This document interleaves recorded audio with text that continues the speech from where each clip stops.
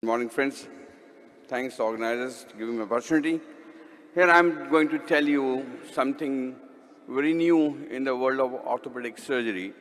This is, I've given the name of RRBTT. This is transportation of the bone. I dedicate this technique to my father. Autogenous intramedullary bone grafting is this technique and possibly an option of every intramedullary nail fixation. We know these three types of bone grafts till now: the femistor, the percutaneous aspiration, and RIA. But in all these three methods, surgeon has to expose the fracture site or pierce the skin. This is the third one, fourth one. This is the RRBTT. What is this? This is simple, innovative idea to utilize the bone graft of the entry point of the long bone and then transport it with the innovative tubes to enhance the osteogenic activity. It can also be used to fill the bone gaps by simple instrumentation, and anybody can do this. This is a tube what I have developed it. These are Teflon tubes, which is inside we have the pusher, and there's a you can stop it there, and so the bone doesn't spillage. This is the scoop. What I made is take the bone from the entry point of tibia, humerus, and long bones. What is new in this? How to take the bone grafts from this one? This is the once you split before doing the nailing. Every time you have to think doing bone grafting before nailing. Split that inferior patellar ligament, put the scoop in, rotate it, and it's very close to Dr. Jetwas, and take the bone graft. This much is a huge bone graft. We take it out.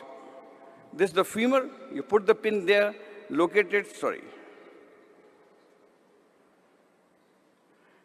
There's the entry point. Locate it and put your scoop and rotate it and take the bone graft out. The similar way, you enter the humerus nail and take the bone grafts out. Now there are two ways of putting the bone grafts into your tube. One is the proximal end to distal and at the distal end. This is for the proximal.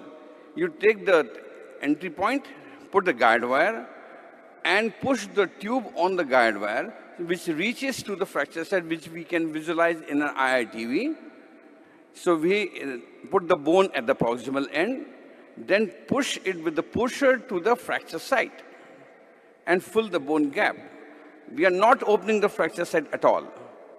There's another way that all in the bone graft what you've taken is being loaded from the distal end, keeping the pusher inside and lock this so it doesn't spillage by mistake, the bone comes out.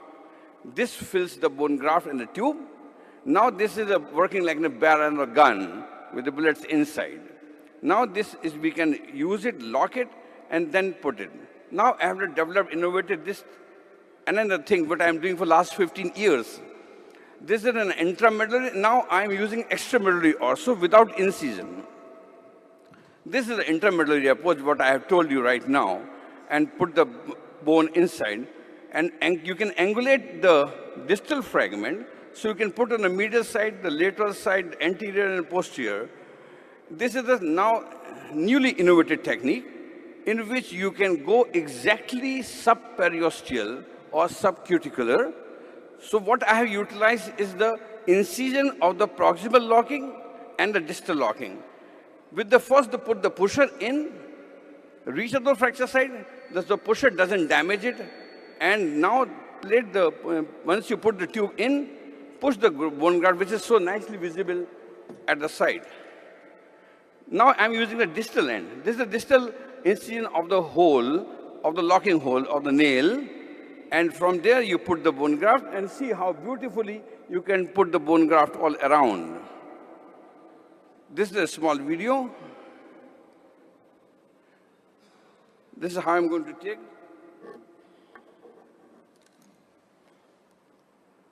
This is the entry point. Now I have this tube, then huge bone grafts loaded into the tube, and just lock it at the proximal site. This is now, it cannot be spliced. Now put the, from the entry point, put the tube in and reach up to the fracture site. So your tube is here. We can see in the IITV, which is not very clear here, but we can see we are reaching here. And now when the, put the valgus, you can put the medial side, take the bone out, everything is dropped in. So you don't have to touch your skin, and your bone is inside subperiosteal fracture hematoma, which is going to increase your osteogenic activity. And see, this is the placement of the bone, and then we take the guide wire out. We can now displace another bone. If you medialize it, go on the lateral side, you can go posterior, you can go anterior. In elbow, you can put in full all around the fracture site. So these are the indications. All indications, there's no fracture which we can't do it. If you do it prior, you don't need a secondary bone grafting. You don't need to do it again. All the, even the benign things you can do it, bone gaps you can fill it, and it's feasible, pathological fractures. So I'll just, these are advantages. Intramedullary transport enhances activity, preserve fracture hematoma, reusable instrument is very cost effective. What I have made, and Nebula company has made my instruments, which is available now and commercially also, is minimal, no spillage. Index shows reduced chances of non-union. I'll say I had not witnessed the non-unions in my lifetime by this technique. It's very short learning, anybody can do it. A few examples, I'll just show it. This is a huge bone gap. I've done this, I put the, because the whole gap was much, so I've taken the iliac bone grafts, put inside, put the tube. Dr. Rakesh, your time is... Just fine. Just finishing. And just see it, and it's complete union about it. This is a very bad case of pathological. If you can just open it, the cortices will break. So again, put the bone graft in, nail it, forget it, and this is it. 11 years of follow-up, she is working on that.